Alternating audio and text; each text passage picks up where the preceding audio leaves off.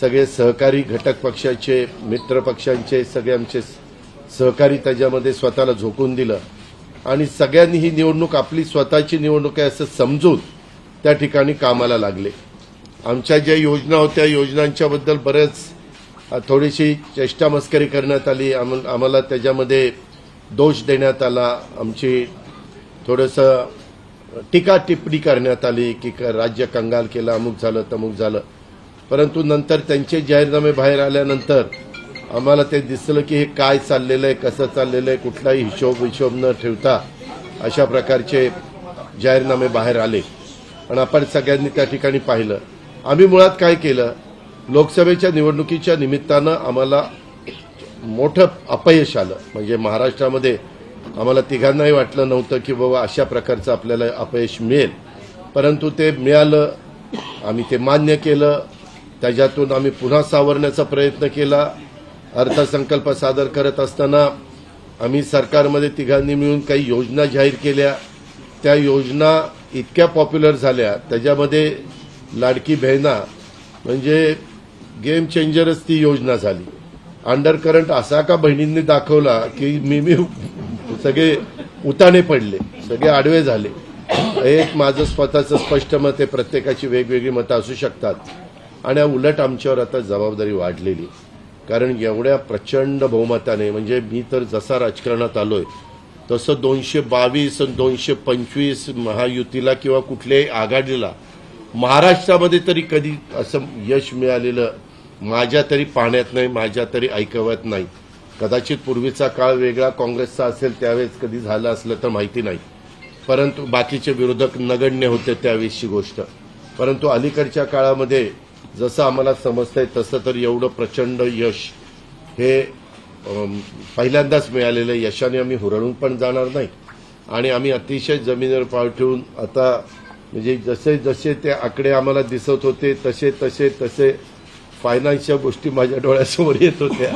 मी देवेंद्रजींना पण फोन केला तेव्हा म्हटलं देवेंद्रजी खूप काही काम करावं लागेल, एकनाथरावजींना पण तसं सांगितलं की फार आर्थिक शिस्त आपल्याला त्याच्यामध्ये आणावी लागेल आणि आम्ही आणू, त्याच्यात आम्हाला हे नवीन नाहीये, आम्ही सगळे अनुभवी माणसं, आम्हाला त्याच्यामध्ये कुठली काही अडचण नाही आणि शिवाय आमच्या पाठीशी केंद्र सरकार आहे, तो आम्हाला खूप मोठा एक आधार आहे, एक आमच्या पाठीशी एक मोठा भक्कम अशा प्रकारचा भरोसा आहे आणि त्याच्यामुळं ह्या सगळ्या ज्या काही गोष्टी झालेल्या आहेत, आता विरोधक टीका करतात की बाबा बॅलेट पेपरनी घ्यायला पाहिजे होतं, मग बॅलेट पेपरने लोकसभेला पण घ्यायला पाहिजे होतं, लोकसभेचा निकाल लागला की तो बरोबर आणि इथला निकाल लागला की मग बॅलेट पेपर यायला पाहिजे, मग मशीन काय ईव्हीएम बरोबर नाही, असं नाही चालत। आता झारखंड पण आमच्या हातनं गेलंच ना, आम्ही कुठं काय म्हणतो, ठीक आहे त्या जनतेने कौल दिलेला आहे तशा पद्धतीनं महाराष्ट्रातल्या विशेषतः महाराष्ट्रामध्ये बऱ्याचदा आपले जे 6 रिजन आहेत ना, मराठवाडा, विदर्भ, पश्चिम महाराष्ट्र, कोकण, मुंबई, अशा सगळ्या वेगवेगळ्या रिजनमध्ये नाशिक, सगळीकडेच तुम्ही बघितलं तर सगळीकडे महायुती जोरात चालली। असं कुठं नाही की मागच्या वेळेस कसं झालं, आम्हाला झटका दिला तो मराठवाड्याने दिला, आमची एकच जागा त्यावेळेस भुमरे साहेबांची आली संभाजीनगर सिटीतली, बाकीकडे सगळीकडे आम्हाला दारुण पराभवाला सामोरं जावं लागलं आणि तसं ह्यावेळेस झालं नाही। तुम्ही जर अंदाज घेतला तर सगळीकडेच चांगल्या प्रकारे महायुतीला यश मिळालं, काही जागा गेल्या त्या फार थोड्या मतांनी त्या बाबतीमध्ये गेलेले आहेत असंही चित्र। आणि मीडियावाल्यांनो मला एक, तुम्हाला इलेक्ट्रॉनिक पण आहे, प्रिंट पण मीडिया आहे, मला एक कळत नाही, तुम्ही खऱ्या बातम्या देत चाला ना, जे खऱ्या देत नाही त्यांना मला म्हणायचं तुम्ही बाकी सगळे खऱ्या बातम्या देतात, त्याच्याबद्दल दुमत नाही, पण मी टीव्ही चालू केलं आणि अजित पवार पोस्टल बॅलेटमध्येच मागं, मी विचारतोय तिथं फोन करून, ते म्हणले नाही दादा आपण पुढे आहे। आता माझं लीड 1,02,000चं मताधिक्य मी मिळवलंय आणि खुशाल तुम्ही दाखवताय अजित पवार मागं, अजित पवार मागं।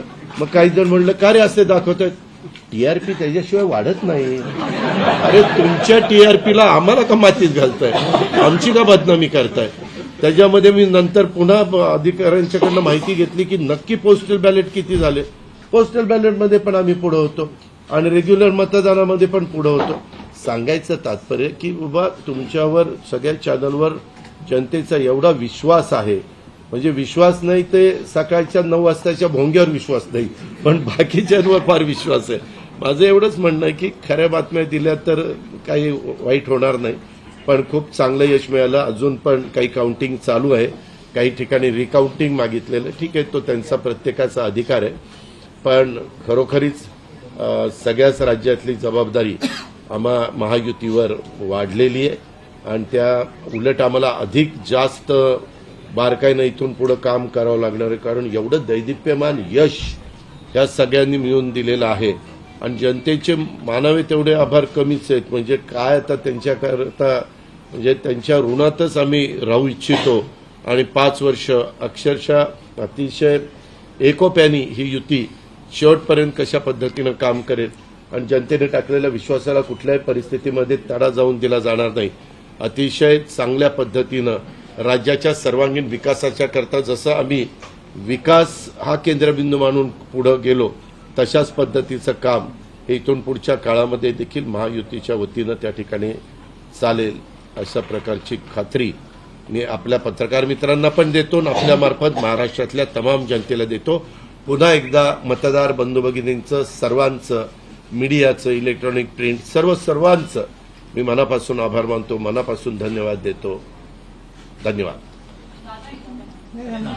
अरे मराठी मातृभाषा अभिजात भाषेचा दर्जा आत्ताच दिलाय ना, लगेच विसरायला लागला. नाही ते दिल्लीत बोलतात.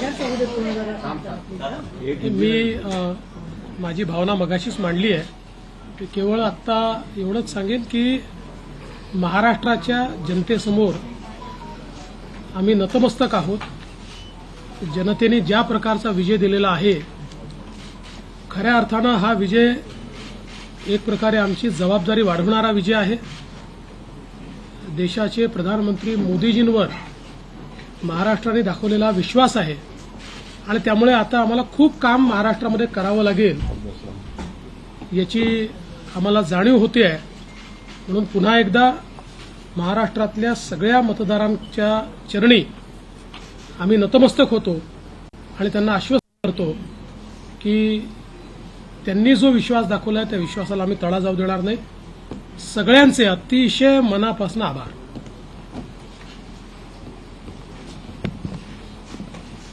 खरं म्हणजे आजचा हा महाराष्ट्रातला ऐतिहासिक दिवस आहे आणि ऐतिहासिक विजय देखील आहे. आतापर्यंतच्या अनेक वर्षांच्या निवडणुका आपण पाहिल्या, परंतु ही निवडणूक